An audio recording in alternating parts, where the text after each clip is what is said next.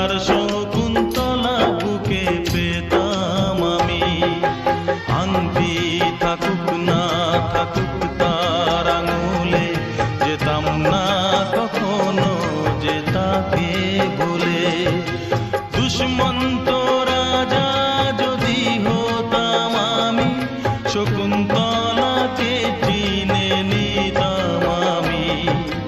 আংটি থাকুক না থাকুক তার আঙুলে, যেতাম না কখনো যে তাকে ভুলে।